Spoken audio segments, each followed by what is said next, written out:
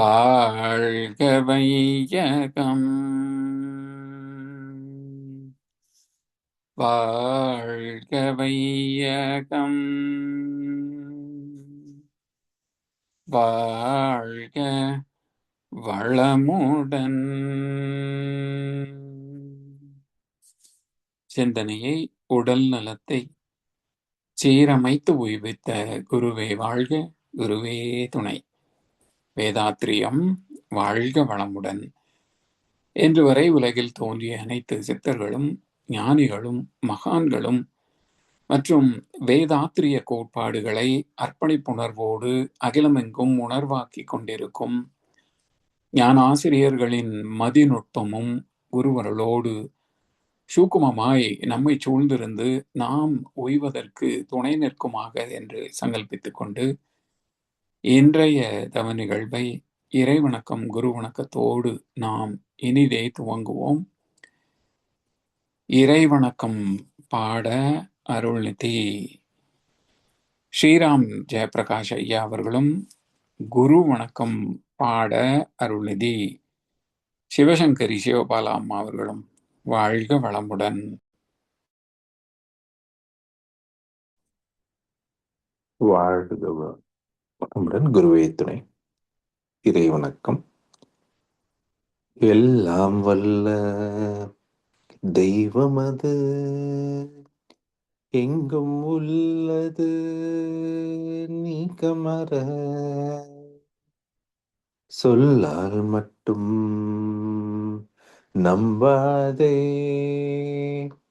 சுயமாய் சிந்தி தீர்த்தெளிவாய் வல்லாய் உடலில் இயக்கமவன் வாழ்வின் உயிரில் அறிவும் அவன் கல்லார் கற்றார் செயல் விளைவாய் காணும் இன்ப துன்பம் அவன் அவனின் இயக்கம் அணுவாற்றல் அணுவின் கூட்டு பக்குவம் நீ அவனில்தான் நீ உன்னில் அவன் அவன் யார் நீ யார் பிரிவேது அவனை மறந்தால் நீ சிறியோ அவனை அறிந்தால் நீ பெரியோன் அவன் நீ ஒன்றாய் அறிந்த இதம் அறிவு முழுமை அது முக்தி எல்லாம் வல்ல தெய்வமது. வாழ்க வளமுடன். வாழ்க வளமுடன். குரு வணக்கம். தந்தை தாய் ஈருயிரும் ஒன்று சேர்ந்து தழைத்ததொரு உடலாகி உலகில் வந்தே அந்த ஈருயிர் வினைகள் அறமோ மற்றோ அளித்த பதிவுகள் எல்லாம் என் சொத்தாச்சு. இந்த அரும் பிறவியில் முன்வினை அறுத்து எல்லையில்லா மெய் பொருளை அடைவதற்கு வந்த ஒரு உதவி குரு உயிரின் சேர்க்கை. வணங்கி குரு திருவடியை வாழ்த்தி வாழ்வோம். வணங்கி குரு திருவடியை வாழ்த்தி வாழ்வோம். வணங்கி குரு திருவடியை வாழ்த்தி வாழ்வோம். வாழ்க வளமுடன். குரு வாழ்க, குருவே துணை.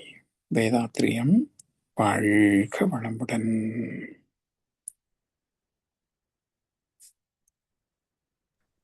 வாழ்க வையகம், வாழ்க வையகம், வாழ்க வளமுடன். இன்று நமக்காக சிறப்பானது பஞ்சபூத நவகிரக தவம் நடத்திய அருள்நெறி அருளையா அவர்களை வாழ்த்துவோம். அருள்நெறி அருளையா அவர்கள் வாழ்க வளமுடன். அவர்களின் அன்பு குடும்பம் வாழ்க வளமுடன். அவர்களின் உடல்நலம், பொருள்வளம், மனவளம் மற்றும் அவர்களின் ஆன்மீக தொண்டு வாழ்க வளமுடன், வாழ்க வளமுடன், வாழ்க வளமுடன். குரு வாழ்க, குருவே துணை. வேதாத்திரியம் வாழ்க வளமுடன். தொடர்ந்து ஞானமும் வாழ்வும் கவிதை தொகுப்பில் இருந்து இன்றைய கவிக்கு விளக்கம் வழங்கிட மூத்த பேராசிரியர் ஞானாசிரியர் அருள்நிதி பழனிச்சாமி வேலுச்சாமி ஐயா அவர்களை அன்போடு அழைத்து அமைவோம். வாழ்க வளமுடன் ஐயா. வாழ்க வளமுடன் ஐயா. வாழ்க வையகம், வாழ்க வையகம், வாழ்க வளமுடன். குரு வாழ்க, குருவே துணை. சான்றோர் பெருமக்களே, ஞானமும் வாழ்வும் கவிதை தொகுப்பின் தொடர் சிந்தனையில் மௌனம் பற்றிய 3வது கவி, மௌனத்தின் பெருமை என்ற கருத்து. மௌன நிலையின் பெருமை யார் எவர்க்கு முன் படர்ந்து வாயாலே சொல்லக்கூடும். மௌனமே அறிவினது அடித்தளமாம். மிக விரிவு, எல்லையில்லை, காலமில்லை. மௌனத்தில் அறிவு தோய்ந்து பிறந்தால் முன்வினையும் பின்வினையும் நீக்க கற்கும். மௌன நிலை மறவாது கடமையாற்ற மேன்மை, இன்பம், நிறைவு, வெற்றி, அமைதி உண்டாம். வாழ்க்கையின் அத்தனை மேன்மைகளும் கிடைக்கின்ற ஒரே இடம் மௌன நிலை. மௌனத்தின் பெருமை, இறைவனின் பெருமையை எத்தனை மகான்கள் போற்றி போற்றி புகழ்ந்து இருக்கிறாங்க. திருவாசகம் எல்லாம் இறைவனின் பெருமைகளை போற்றியது தானே. அதே போல பைபிள்லேயும் சில வசனங்கள் ஆதியாகமத்துல உண்டு. இப்படி இறைவனுடைய பெருமைகளை போற்றாத ஒரு மறைநூல் உண்டா என்றால் கிடையாது. அந்த இறைவனை தானே மௌனம், அறிவு, அன்பு, ஈர்ப்பு சக்தி. மௌன நிலையின் பெருமை யார் எவர்க்கு முன் படர்ந்து வாயாலே சொல்லக்கூடும். இறைவனின் பெருமைகளை, மௌனத்தின் பெருமைகளை எப்படி விளக்கி சொல்ல முடியும்? எவ்வளவுதான் வார்த்தைகளை நாம் பயன்படுத்தினாலும் அது எப்படி இருக்கும் என்பதை அனுபவித்தால் தானே தெரியும். இந்த கிராமப்புறங்கள்ல சொல்லுவாங்க, பேப்பர்ல சர்க்கரைன்னு எழுதி நக்கி பார்த்தா இனிப்பு தெரியுமான்னு. அது மாதிரி கனவில் தோன்றிடும் காசும் பணமும் கைகளில் விழுந்துடுமா? அது மாதிரி அனுபவம் தான். அப்ப அனுபவம் பெறுவது அவ்வளவு எளிதில் கிடைக்குதான்னு பாருங்க. மௌன நிலையை அடைவது எவ்வளவு மிக நீண்ட ஒரு பிரயத்தனமாக இருக்கிறது. அதை அடைந்தவர்கள் எவ்வாறு அந்த நிலை இருந்ததோ அதை அப்படியே வார்த்தைகளால் விளக்கி சொல்ல முடியுதா? விளக்கி சொல்வதற்கு வார்த்தைகளே கிடையாது. அதனாலதான் ஒரு காலத்தில் எல்லாம் கதைகள், கவிதைகள் எல்லாம் எழுதியிருந்தாங்க. பிறகு திரைக்காட்சி என்று வந்தவுடனே திரைப்படங்கள் வந்தது, ஊமைப்படுத்த ஆரம்பிச்சு வளர்ச்சி அடைந்து வந்தது. பிறகு அது தொலைக்காட்சிகள் என்றும் வந்தது.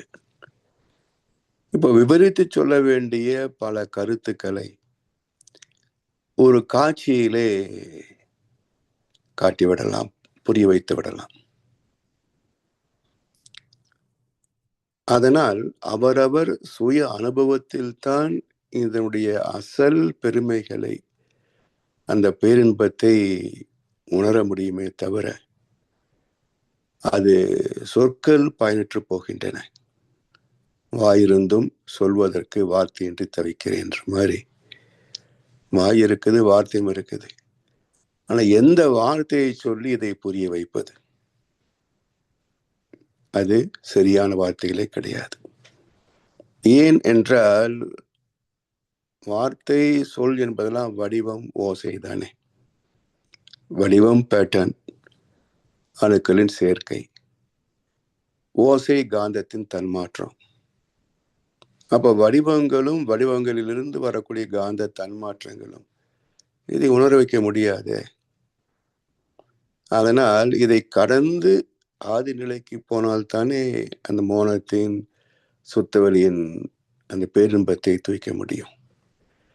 அதனால் இதை யார் எவருக்கு முன் படர்ந்து முன்னாடி இருந்து சொல்ல முடியும்? மோனமே அறிவினது அடித்தளமா? மோனமே அறிவினது அடித்தளமா? அறிவுக்கே மூலம் மௌனம். ஏன் என்றால் அறியும் திறனுடையது அறிவுன்னு சொல்கின்றோம். அறியும் திறனுடையது அறிவு. அப்ப அதுக்கு என்ன நடக்கணும்? தொடப்பட்டதாய் உணரும் அரூபம் யாது? அறிவு யாது? தொடும்போதுதான் தொட்டுட்டோன்னு தெரியும். அப்போ அறிவு வெளிப்பட வேண்டும் என்றால் அங்க 2 பொருள் இருக்கணும், துவைத்த நிலை.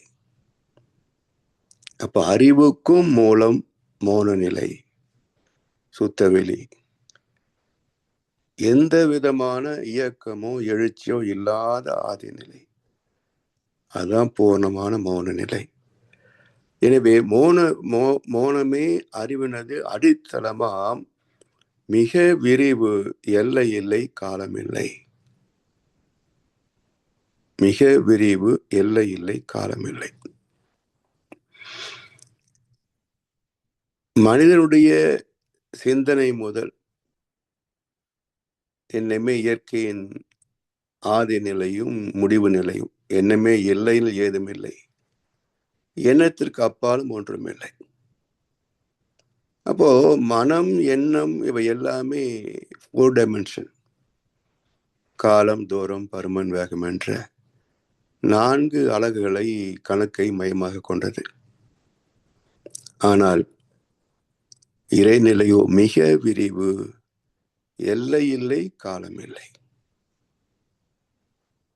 அது சிங்கிள் டைமென்ஷன், ஒன்றுமே இல்லாத மூல நிலை.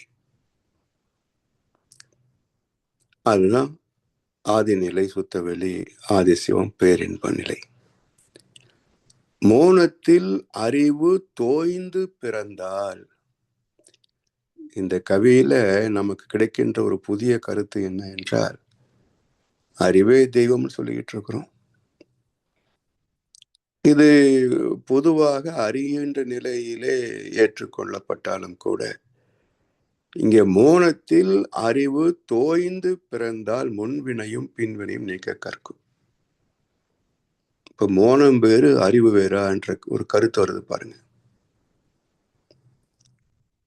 அதாவது அந்த அறியும் திறன் வெளிப்படுவதற்கு அறிவு மூலம், அது வெளிப்படுவதற்கு 2 இருக்கணும், தொடப்பட்ட 2 இருக்கணும். அது விண் முதல் மனிதன் வரைக்கும் ஆச்சு. அப்ப மூலம் எது என்றால் தஞ்சிருக்க மட்டுமே இருந்த ஒரு ஆதி நிலை, அதுதான் மௌன நிலை, இறைநிலை. அந்த இறைநிலையோடு நம்முடைய அறிவு, அதாவது பகுத்தறிவு விரிந்து தொகுத்தறிவாகி முற்றறிவாகி அந்த பேரறிவோடு இணைந்து கலக்கின்ற போது, தோய்கின்ற போது, மௌனத்தில் அறிவு தோய்ந்து பிறந்தால் முன்வினையும் பின்வினையும் நீக்க கற்கும். நீங்கிடாது, நீக்க கற்கும். எப்படி நீக்குவது? முன்வினையும் பின்வினையும் நீக்க கற்கும். எப்படி நீக்குவது என்றால், முதலில் இவ்வளவு ஒரு குவான்டிட்டி, அளவு இருக்கு, இவ்வளவு பதிவுகள் நம்ம இடத்துல இருக்கு. இதுல இவ்வளவு நற்பதிவுகள், இவ்வளவு தீய பதிவுகள்னு ஒரு கணக்கு வச்சுக்கோங்க. இதை பொறுத்துத்தானே நம்முடைய தராதரம் நிச்சயிக்கப்படுகிறது. 100க்கு 100 புண்ணியவானும் கிடையாது இந்த உலகத்துல. 100க்கு 100 பாவியும் இங்க கிடையாது. எல்லாமே கலவைகளின் பல்வேறு படித்தளங்கள் தான். அதனால்தான் வள்ளுவர் என்ன சொன்னாரு, குணம் நாடி குற்றமும் நாடி அவற்றுள் மிகை நாடி மிக கொள்ளல் அப்படின்னார். என்ன நன்மை இருக்கு பார், என்ன தீமை இருக்கு பார், எது அதிகமா இருக்குது, அப்ப அவனோட நட்பு கொள்வதா அல்லது விலக்கி வைப்பதா, அதை முடிவு செய்யணும் அப்படின்ட்டார். அப்ப இரண்டும் கலந்த கலவைதான் மனிதன். அப்ப இதுல எவ்வளவு எண்ணிக்கை இருக்குன்னு பாரு. அதனுடைய அளவை பொறுத்து முதல்ல என்ன பண்ணணும், நம்ம இடத்துல இருக்கின்ற தீயவை என்னன்னு கணக்கெடுக்கணும். நம்முடைய குற்றம் குறை இதெல்லாம் தெரிஞ்சாதான் அதை நீக்கிக் கொள்ளவே முடியும். நான் என்னை போல யோகியம் யாருமே இல்லைன்னு முடிவெடுத்து விட்டால் அங்க மாற்றத்திற்கான கதவே மூடப்பட்டு விட்டது. அவங்க மாறவே மாட்டாங்க. அதனால் முதலில் தன்னுடைய குறை என்ன என்று பார்க்கணும், தன்னுடைய குற்றங்கள் என்னன்னு பார்க்கணும். அப்ப இதை பார்க்கின்ற போது இதெல்லாம் இருக்கு, கொண்டு வந்துட்டோம். தன் வினையில முன் வினையில இதெல்லாம் கொண்டு வந்துட்டோம். இதை நீக்க வேண்டும் என்றால் முதல் கடமை என்ன, சேர்க்காம இருக்கணும். இருக்கிற நெகட்டிவ் எல்லாம் நீக்க வேண்டும் என்று சொன்னால் புதுசா ஒரு குறை சேர்த்து கொள்ளக்கூடாது. அப்ப என்ன செய்கிறோம், இந்த வாழ்க்கை பற்றிய தெளிவு வேண்டும். எது தர்மம் எது அதர்மம். இன்றைக்கு கீதையில கடைசியில ஒரு ஸ்லோகம் சொல்லுவாங்க. இன்றைக்கு உள்ள மக்கள் எப்படின்னா, அதர்மத்தையே தர்மம் என்று சாதிப்பவர்கள். நீங்க அரசியல்வாதி வியாபாரி மட்டும் இல்லைங்க, தனி மனிதங்களே பாருங்க. தான் செய்தது, தான் பேசியது, தான் நடப்பதுதான் சரி என்று வாதிக்கின்ற நினைக்கின்றவர் எத்தனை பேர் இருக்கிறாங்க இல்லையா? அப்ப குறை எப்படி தெரியும்? எனவே முதலில் அறம் புறம் என்பது, அறம் அதர்மம் என்று தெரிஞ்சாதான் குற்றம் குறையே தெரியும். அப்ப முதலில் குறை இல்லாத மனிதன் கிடையாது. அதனால் என்னிடத்துல என்னென்ன குறைகள் இருக்கிறது அதை தெரிந்து கொள்கின்ற போதுதான் அறம் தெரிந்தால்தான் அதர்மம் புரியும். அப்ப இதெல்லாம் நீக்கி கொள்ளணும். இனி மேற்கொண்டு எந்த புதிய பாவத்தையும் செய்துவிடக்கூடாது. அப்ப எச்சரிக்கை உணர்வோடு விழிப்புணர்வோடு வாழணும். அதற்கு என்ன வழி?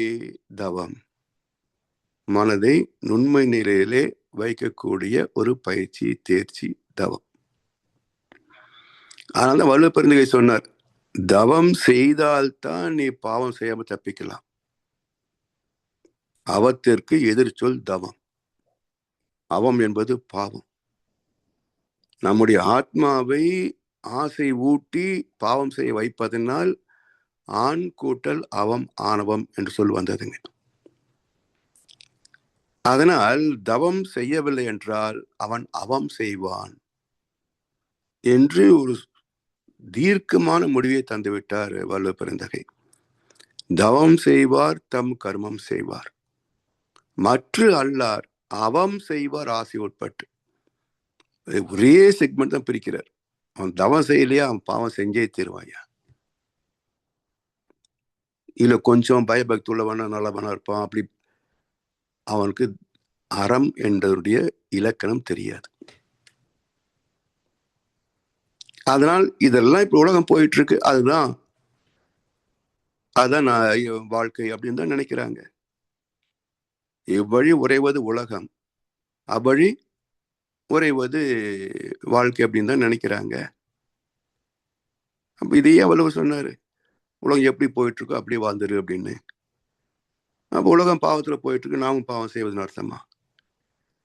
எவ்வழி உறைவது உலகம். இந்த பூமி எப்படி சுத்திட்டு இருக்கு பார். ஒரு பேட்டர்ன், பிரிசிஷன், ரெகுலாரிட்டி, ஒரு விதிக்கு கட்டுப்பட்டு இயங்குகிறது. அந்த விதியே தான் நம்மிடத்திலே தர்மம் என்று பேசப்படுகிறது, அறம் என்று போதிக்கப்படுகிறது. அதனால் அறத்தை பின்பற்றி வாழ அர்த்தமே தவிர உலகம் போற மாதிரி வாழ்ந்ததுன்னு அர்த்தமே இல்லை. இப்போ இதுக்கும் ஒருத்தர் விளக்கம் சொல்லுவார்ல, உலகம் எப்படி போயிட்டு இருக்கு அப்படி போயிருப்பா. வலுவரே சொல்லியிருக்கிறார், எவ்வளவு உறைவது உலகம் அவ்வளவு உறைவது அறிவுன்னு வலுவரே சொல்லியிருக்கிறார். எல்லாரும் எப்படி போறாங்களோ நீ அப்படி வாழ்ந்துரு. இது தர்மமாக்குமா அறமாக்குமா? அப்போ உலகம் ஒரு வழி சொல்லும், ஒரு தர்மத்தை போதிக்கும். நீங்க மனவளக்கலை தவிர வேறு எந்த இடத்துல பாருங்க, எந்த சொற்பொழிவும் கேளுங்க, தர்மத்துக்கு 1008 படித்தளங்களை பேசுவாங்க. அப்படி எல்லாம் 1008 வகை கிடையாதுங்க தர்மத்துல. ஒன்றே ஒன்றுதான் செயலுக்கு தக்க விளைவு. அப்போ எண்ணத்தால் சொல்லால் செயலால் தனக்கோ பிறருக்கோ தற்காலத்திலேயோ பிற்காலத்திலேயோ உடலுக்கோ மனதுக்கோ நன்மையை செய்வது எல்லாமே அறம் தர்மம். தீமை விளைந்தால் அது பாவம். அப்ப எது அறம் எது அறம் இல்லை என்று தெரிந்தால்தானே எதை பின்பற்றுவது என்று தேர்ந்தெடுக்க முடியும். விளக்கமே தெரியலன்னா வாழ்க்கையை எப்படி நடத்த முடியாது? அதனால் தன்னுடைய குற்றம் எது என்று பிரிப்பதற்கே அறம் தெரிந்திருக்க வேண்டும். எது பாவம் எது புண்ணியம், அந்த கிளாசிபிகேஷன் தெரிஞ்சிருக்கணும். சரி, அதன்படி இதெல்லாம் நம்ம இடத்துல குறை இருக்கு. இது போன்றது இனிமேல் செய்யக்கூடாது. அப்போ புதிதாக கூடவில்லை, இருப்பு இருக்குது. இந்த இருப்பை எப்படி கழிப்பது? அதுல பல படித்தரங்கள் இருக்கு. தன் வினை, நான் செஞ்சதப்பா இதெல்லாம் எனக்கு தெரியும், 3 வயசுல இருந்து இதெல்லாம் செஞ்சிருக்கேன். சரி, இது யார் பாதிக்கப்பட்டார்களோ அவர்களுக்கு அன்னைக்கு தெரியாம செஞ்சுட்டேன்ப்பா, அன்னைக்கு உங்ககிட்ட புடுங்கினது இந்த திரும்ப வச்சு, இல்ல அந்த செயல் தவறான மனசை புண்படுத்திட்டேன், மன்னிச்சிரு என்று ஒவ்வொன்றையும் தேடி தேடி அதை எப்படி நீக்குவது, பிராயச்சித்தமா மேல் பதிவா, இப்படி அதை ஆய்ந்து பார்த்து எந்தெந்த வகை நீக்க முடியும். சரி, முன்வினையில இருக்கு, அது எப்படி நீக்க முடியும்? 4-5 தலைமுறையா இருக்குது, யாருக்கு பாதிக்கப்பட்டாங்க எப்படி தெரியும்? அப்ப அதோடைய மெச்சூரிட்டி டைம் வரும். அதாவது நீக்க கற்கும் என்று சொன்னா இப்ப எல்லாத்தையும் கழிவுறதுன்னு அர்த்தம் இல்லை. ஏன்னா ஏற்கனவே நம்ம பேசிட்டு இருக்கோமே, premature closing is not allowed. அந்த மெச்சூரிட்டி டைமுக்கு தான் வரும். அப்ப அதை எப்படி நீக்க கற்பது என்றால் டாலரன்ஸ், ஏற்றுக்கொள்வது, பொறுத்து கொள்வது. அப்ப ஒரு நோயோ பிரச்சனையோ வருகின்ற போது இது ஏதோ ஒரு கர்மா, நாமளோ நம்முடைய சந்ததியோ நம்முடைய முன்னோர்களோ செய்திருப்பாங்க. அவருடைய மெச்சூரிட்டி டைம் இப்போ வந்திருக்குது, இறைவன் அதுக்கான விளைவை தருகிறான். சரி, ஏத்துக்குவோம், சமாளிப்போம். அதே இயற்கை விதியின்படி ஏதாவது மருந்து சாப்பிட்டோ இல்லை மற்றோடைய துணை கொண்டோ அதை நீக்க முடியும் என்றால் அதுவும் விதியின்படி தானே. நீக்க முடியாது என்றால் என்னதான் பணம் வசதி எல்லாம் இருந்தாலும் வலி நாம தான் அனுபவிக்கணும், இல்லைங்களா? நோய் வந்துருச்சு, எல்லாம் சொந்த பந்தம் எல்லாம் நமக்கு ஆறுதல் சொல்றாங்க, என்ன சொன்னால் வலி எனக்கு தானே. யார் அதை சுமக்க முடியும் சொல்லுங்க? செலவுக்குன்னு சமாளிச்சுக்கலாம், நான் கொஞ்சம் தரேன் நீ கொஞ்சம் தரேன் கொடுப்பாங்க. வலி யார் தாங்கிறது? இது யாருக்கா பங்கு போட முடியுமா? இப்படி இதை ஏற்றுக்கொள்வதற்கு ஒரு வழி இல்லை. அதனால் முன்வினையும் பின்வினையும் நீக்க கற்கும் என்றால் நீக்கி விடுவது என்ற அர்த்தம் இல்லை. சிலதெல்லாம் காலத்தால் வருகின்ற போது அதை ஏற்கத்தான் வேண்டும், வேறு வழி இல்லை. மோன நிலை மறவாது கடமையாற்ற, மோன நிலை மறவாது கடமையாற்ற. இது கர்ம யோகம்னு பேர். அதாவது இறைவனை மறக்காமல் நம்முடைய அன்றாட கடமைகளை செய்வது, அதான கர்ம யோகம். அப்ப அறிவோடு சார்ந்து செயல்படுவது, பரம்பொருளோடு சார்ந்து செயல்படுவது, தர்மத்தோடு சார்ந்து செயல்படுவது, இதுதான் அற வாழ்க்கை. அப்படி மோன நிலை மறவாது கடமையாற்ற, அந்த மறவாது இருப்பதற்கு என்ன பேரு? அயரா விழிப்பு நிலை, கான்ஸ்டன்ட் அவேர்னஸ். எப்போதும் விழிப்புணர்வோடு இருக்கணும். அந்த விழிப்புணர்வோடு இருக்கணும்ன்றதான் என்ன சொன்னாங்க பக்தியில? விநாயகனே வினை தீர்ப்பவனே, வந்தவனையும் வருகின்ற வல்வினையும் கந்தன் என்று சொல்ல கலங்குமே. இப்ப என்ன அர்த்தம்? விநாயகனோடு சேர்ந்திருக்கின்ற போது வினை கலங்கும், வினை நம்ம இடத்துல நெருங்காது. எலெக்ஷன் வருது, 10,000 தர்றேன், 8,000 தர்றேன், எனக்கு ஓட்டு போடு. இதை வாங்கிக்கலாம், நம்ம காசு தான். அங்க அப்படி சொத்தை கொடுக்குறானுங்க. ஆனா யாருக்கு போடுவது? காசு வாங்கிட்டு அவனுக்கு தானே போடணும். அந்த தர்மத்தை அவன் பார்க்கலையே. ஓட்டு வாங்கணும், நல்லதாக செய்யணுன்றது அந்த தர்மத்தை அவன் பார்க்கலையில. ஆனா காசு வாங்கினா போன்ற தர்மத்தை நாம் பார்க்க வேண்டியதில்லை. யாருக்கு போட்டால் எல்லோருக்கும் நல்லதாக நடக்கும். அப்படி தேர்வு செய்து பார்த்து செயல்படுவது, அதுதான் விநாயகனே வினை தீர்ப்பவனே. தவறா போட்டா வாழ்க்கை முடிஞ்சது, சரியா போட்டா எல்லாருக்கும் நல்லது. அதே போல வந்த வினை, இவன் 4,000 கூட நிக்கிறான், பின்னர் அடுத்த வாரம் 10,000 தரேன்னு வருகின்ற வல்வினை. இப்போ யாருக்கு போடுறது? 4,000க்கா 10,000க்கா? சின்னண்டாவுக்கா பெரியண்டாவுக்கா? யார் நல்லவனோ, யார் நல்ல திட்டங்களை வச்சு இதெல்லாம் நான் செய்வேன், ஒரு வாய்ப்பு கொடுத்து பாருங்க அப்படின்னு சொல்றாங்களோ, அப்படி திருடர்களையே மாற்றி மாற்றி சின்ன திருடன் பெரிய திருடன் போடுறதை விட இன்னொரு திருடன் தான் போட்டு பார்க்கலாமே, அவன் தான் என்ன திருட போறான் பார்ப்போமே அப்படின்னு நினைச்சா ஒரு மாற்றம் வருவதற்கான வாய்ப்பு உண்டு இல்லையா? அது போல இறைவனோடு ஒன்று நிற்கின்ற போதுதான் யாரும் நம்மை ஏய்க்க முடியாது, எந்த பாவம் நம்மை நெருங்காதுன்னு அர்த்தம். விநாயகன் சொன்ன பாவம் போயிடாது, பாவம் செய்யக்கூடிய வினை அகன்று போய்விடும் தான் அர்த்தம். வந்த வினையும் வருகின்ற வல்வினையும் கந்தன் சொன்ன பாவம் போடையாது, கந்தனோடு சேர்ந்திருந்தால் அந்த வினைகள் நம்மை நெருங்காது, நம்மை கவர்ச்சிப்படுத்தாது. இதை செய்யலாம், நல்லா இருக்கு, நமக்கு லாபம், என்னெல்லாம் செய்ய வைக்காது. அதுக்கு அதுதான் அர்த்தம். அதைத்தான் இங்க சொல்ற மகர்ஷி. மோன நிலை மறவாது கடமையாற்ற, வந்த வினையும் வருகின்ற வல்வினையும் கலங்கிவிடுமே தவிர நம்மை நெருங்காது அப்படின்னு அர்த்தம். அப்போ விளைவு என்ன என்றால் மேன்மை. எந்த மேன்மை? உடல் மேன்மை, நோய் இல்லாத வாழ்க்கை. உயிர் மேன்மை, சாதனைகள். மனதின் மேன்மை என்ன? தர்மம் சார்வது. ஆத்மாவின் மேன்மை என்ன? பரம்பொருளோடு இணைவது. அப்போ உச்சக்கட்ட மேன்மை எது என்றால், எது அனைத்திற்கும் மூலமானதோ அதனோடு ஒன்று நிற்பதை தவிர வேறு எது மேன்மையானதுங்க? அதே போல எத்தனையோ துய்த்து பார்த்து விட்டோம்.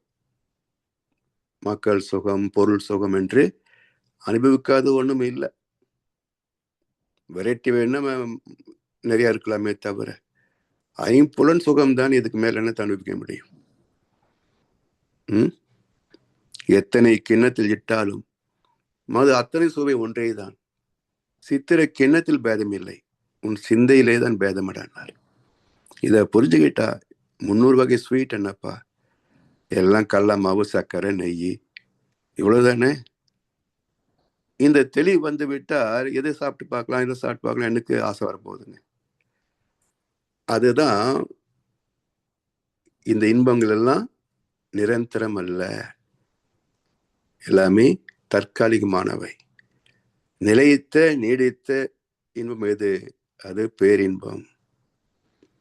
அதே போல அந்த பரம்பொருளை அடைகின்ற வரைக்கும், இணைந்து நிற்கின்ற வரைக்கும் இந்த வாழ்க்கையில எல்லாமே பற்றாக்குறையாகத்தான் தெரியும். யாருமே இந்த வசதி போதும்னு சொன்னதாக சரித்திரமும் கிடையாது, நிகழ்கால விடயம் கிடையாது. எல்லாருக்கும் பத்தலை. லட்சக்கணக்கான கோடி வச்சிருக்கிறான், இன்னும் திருவதற்குத்தானே அள்ளி அள்ளி இறக்குறான் காசை. காசு போட்டு காசு எடுன்றது தானே இப்போ அரசியல். நல்லது செய்கின்ற அரசியல் இல்லை, காசை போட்டு காசு அள்ளுன்றது தான். 4.5 வருஷம் அடி, 6 மாசம் அடி, எலெக்ஷன்ல பிடி. இதுதானே உடைய இலக்கணம். வெற்றி அமைதி உண்டா? எது வெற்றி? Satisfied life is more valuable than successful life. அதுதான் வெற்றி. ஆத்மா நான் நிறைவாக வாழ்ந்து விட்டேன் என்று சொல்லிவிட்டால் அதுதான் வாழ்க்கையின் வெற்றி. இனிமே எனக்கு அது தேவையில்லை என்று ஆத்மா விலகி நின்று விட்டால் அதுதான் முழு திருப்தி, அதுதான் முழுமை நல வாழ்க்கை. அப்படி ஒரு வாழ்க்கைக்கு இலக்கணம் ஒற்றை வரி என்ன? நம் கடமை அறவாழ்வின் நாட்டத்தை சிறக்கட்டும் என்று சொல்லி வாய்ப்பளித்த சேவமடு தலைவருக்கு நன்றி பாராட்டி இந்த உரையை நிறைவு செய்கின்றோம். வாழ்க வளமுடன், வாழ்க வளமுடன், வாழ்க வையகம். வாழ்க வளமுடன் ஐயா. வாழ்க வளமுடன் ஐயா. அருமையான கவி, சிறப்பான விளக்கம். தொடர்ந்து நம்மை சிறந்த முறையிலே வழி நடத்தி கொண்டிருக்கும் மூத்த பேராசிரியர் ஞானாசிரியர் அருள்நிதி பழனிசாமி வேலுசாமி ஐயா அவர்களும் அவரது அன்பு குடும்பத்தினரும் அருட்பேராற்றல் கருணையினால் உடல் நலம், நீளாயுள், நிறை செல்வம், உயர் புகழ், மெய்ஞானம் ஓங்கி வாழ்க வளமுடன், வாழ்க வளமுடன், வாழ்க வளமுடன். நன்றிகள் ஐயா. நன்றி ஐயா. வாழ்க வளமுடன், வாழ்க வளமுடன். அனைவருக்கும் இனிய தமிழ் புத்தாண்டு நல்வாழ்த்துக்களை மீண்டும் ஒரு முறை தெரிவித்துக் கொள்கின்றோம். தொடர்ந்து பாடல்கள் பாடி நிறைவு செய்யும் தருணம். வேதாத்திரிய பாடல் பாட அருள்நிதி சூர்யா ஜெயமணி அம்மா அவர்களும், பிரம்மஞான கவி பாட அருள்நிதி சுகந்தி இளையப்பன் அம்மா அவர்களும், உலகநல வாழ்த்து பாட அருள்நிதி தாரகேஸ்வரி அம்மா அவர்களும். வாழ்க வளமுடன்.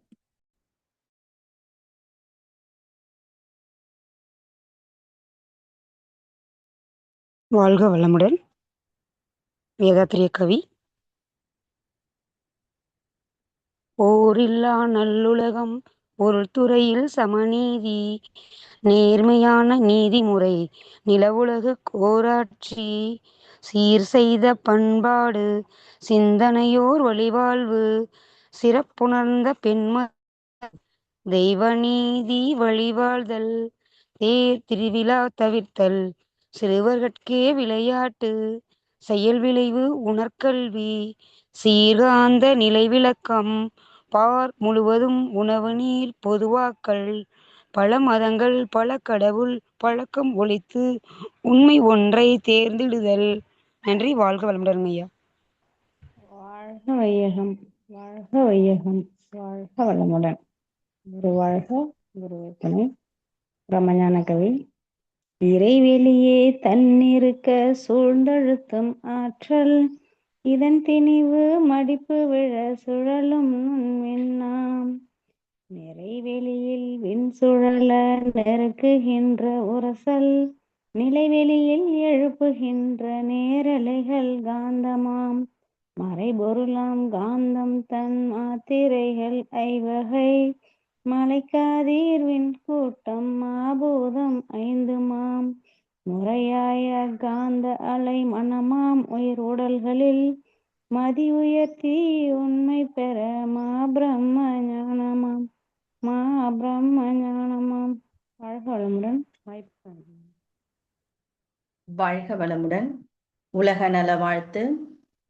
உலகமெல்லாம் பருவமழை ஒத்தபடி பெய்யட்டும், உழவரெல்லாம் தானியத்தை உவப்புடனே பெருக்கட்டும், பல தொழில்கள் புரிகின்ற பாட்டாளி உயரட்டும். பகுத்துணர்வில் தொகுத்துணர்வு பண்பாட்டை உயர்த்தட்டும். கலகங்கள் போட்டி பகை கடந்தாட்சி நடக்கட்டும். கல்லாமை கடன் வறுமை களங்கங்கள் மறையட்டும். நலவாழ்வை அளிக்கும் மெய்ஞான ஒளி வீசட்டும். நம் கடமை அறவாழ்வின் நாட்டத்தே சிறக்கட்டும். நம் கடமை அறவாழ்வின் நாட்டத்தே சிறக்கட்டும். நம் கடமை அறவாழ்வின் நாட்டத்தே சிறக்கட்டும். வாழ்க வையகம் வாழ்க வளமுடன், வாழ்க வையகம் வாழ்க வளமுடன், வாழ்க வையகம் வாழ்க வளமுடன். நன்றி. வாழ்க வளமுடன். வாழ்க வளமுடன். இன்றைய தவத்தில் கலந்து கொண்ட நண்பர்கள், தவத்தை வழிநடத்தியோர், நற்சிந்தனை வழங்கியோர், பாடல்கள் பாடியோர் அனைவரும் வாழ்க வளமுடன். அவர்களின் அன்பு குடும்பம், அவர்களின் உடல் நலம், மன வளம், பொருள் வளம், அருள் தொண்டு, ஆன்மீக தொண்டு வாழ்க வளமுடன், வாழ்க வளமுடன், வாழ்க வளமுடன். இத்துடன் இன்றைய காலை தவம் நிகழ்வு மகிழ்வோடும் நிகழ்வோடும் இனிதே நிறைவு பெறுகிறது. இறையர்களும் குரு அருளும் நம் அனைவரையும் எப்பொழுதும் சூழ்ந்திருந்து நம்மை இந்த இறைநிலை உணர் பயணத்திலே சிறந்த முறையிலே வழிநடத்தட்டும் என அனைவரையும் வாழ்த்தி வணங்கி நன்றி கூறி அமைகிறோம். வாழ்க வையகம், வாழ்க வையகம், வாழ்க வளம்.